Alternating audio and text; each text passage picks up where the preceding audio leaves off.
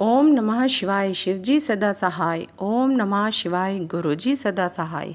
जगदम्बा आख्यान। ब्रह्मा जी ने नारद को बताया। इसके पश्चात मैं देवी का स्मरण करके उनसे प्रार्थना करने लगा, हे मातेश्वरी, मेरा कार्य पूर्ण करो। मेरी बार बार स्तुति करने पर भगवती चामुंडा प्रकट हुई। वे 4 भुजाओं वाली सिंह पर आरूढ़ वर देने के लिए कलश लिए हुए थीं। उनका मुख शरद काल के चंद्रमा के समान कांति युक्त था। मस्तक पर चंद्रमा और 3 नेत्र थे। उनके पैरों के नखों की अद्भुत कांति थी। मैंने भगवती चामुंडा को प्रणाम किया और उनकी इस प्रकार स्तुति करने लगा, हे देवी, आप सनातनी शक्ति हो।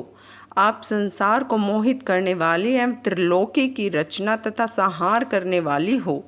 तुम गणों से परे, योगियों से पूजित एवं उनके हृदय में वास करने वाली तथा योगियों के आह्वान पर प्रकट होने वाली हो। आपको मेरा प्रणाम है। जगदम्बा मुझसे बोली, आपने किस लिए मुझे स्मरण किया है, मुझे शीघ्र ही बताओ। मैंने उनसे कहा, हे सर्वज्ञ दात्री, मेरा यह मनोरथ मेरे मस्तिष्क से उस समय निकला था जब भोले शंकर रुद्र नाम से योगी बनकर कैलाश पर निवास करने लगे।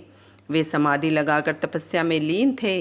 वे पत्नी विहीन होकर भी दूसरा विवाह नहीं करना चाहते थे। अतः किसी भी प्रकार उन्हें मोहित कीजिए। आप दक्ष प्रजापति की कन्या बनकर भोले शंकर की पत्नी बन जाइए। जिस प्रकार आपने विष्णु जी को लक्ष्मी बनकर प्रसन्न किया है, उसी प्रकार आप पार्वती बनकर शिव जी को भी प्रसन्न कीजिए। स्त्री के कारण ही शिव जी ने मेरी निंदा की थी। अब मैं देखना चाहता हूँ कि वे स्वयं ही स्त्री कैसे ग्रहण करेंगे। आपके अतिरिक्त उन्हें मोहित करने की शक्ति किसी अन्य में नहीं है। यह सुनकर भगवती जगदम्बा चिंतित होकर आश्चर्य व्यक्त करते हुए बोली, अरे विश्व सृष्टा ब्रह्मा, तुम अज्ञानियों की तरह यह कार्य किस लिए कर रहे हो? उन निर्विकार शंकर को मोहने में क्या लाभ होगा? मैं तो हमेशा उनकी वंशवर्तिनी और दासी हूँ।